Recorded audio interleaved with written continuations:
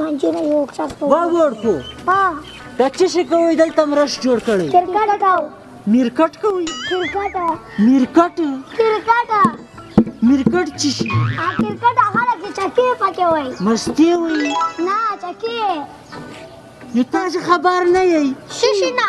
ولې هغه ولګا ده که څه شي کیرس ته ویل ولګا کیرس راوتلی ده وایرس نو کورونا وایرس خو هغه کورلا ویرس ته که څه شي دي هغه راوت وینې ښه خبره مې او بیا دلته هغه خو یو بل ته ایسته دي او تاسو دلته یو رشم جوړ کړی ده ته خو نه راځي ولې نه راځي تا په ټنډې لیکلي دي چېرته نه درته راځي ته ولې راځي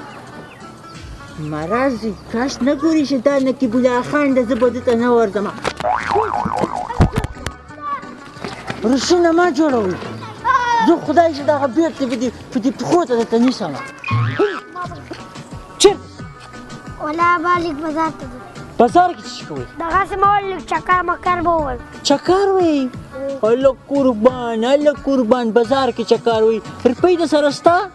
او قربان زه به روپۍ هم درکړم که لږ په پارکو کې هم چکر وایي ښه راسئ زه روپۍ هم درکړم راسئ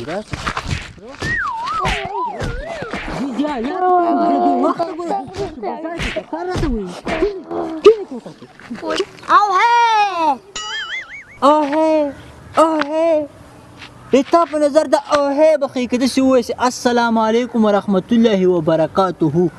ښه پوهېږې مرضونه دي وباګانې دي افتونه دي هم ثواب د وروره هم به یو څوک له مریضۍ بچ کېږي داسې ورته وایي السلام علیکم ورحمت الله وبرکاته پوه شوې اوهی هېڅ څه سړی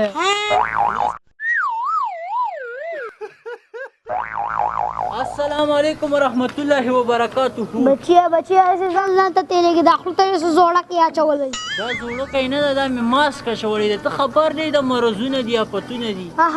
ته ایمان کمزوری دی ځکه د ماسک هم اچولی ډارېږې ایمان مې شکر الحمدلله نه کمزوری دی ایمان مې ښه مضبوط ده ګوره د مرض خپل او پردی نه پېژنې ته اوس دلته ناست یې پالتو تا څه کار ده شپېته کسان درمنې ځي راځي دا مرض به ته خپل کور ته وشي ګوره باید موږ احتیاط وکړو دا خلک مې ته وایي احتیاط وکړو باید احتیاط وکړو بېجایه پالتو ونه ګرځېږو د لاسونه هر وخت په صابون منې وینځو دوه میاشتې کېږي ما سره صابون منې مینځلي نه لري د لاسونه ته خو چنګن شی په تا باندې ایسي ته په ځان سره نور خپله کورنۍ ته به وبه دا خو خورېږي دا مرض هم تاسو غوندې خلکو نه دا مرض خورېږي نور ځان پوه کوه که نه لږ تا ته خدای پاک عقل درکړی دی عقل نه به کار اخلي که نه تو پالتو ګرځېدو نه په کلار په کور کې کښېنو 5 وخته مونځ او اودس وکړو دعا وکړو ځان دې مرض نه وساتو خو تا غوندې شی ده چېرته په خبره منې پوهېږي که اوس د چپړه راواخلم او دې سټ ته یې ته ونیسم که نه بیا به خلک وایي په دې سټ منې ووایي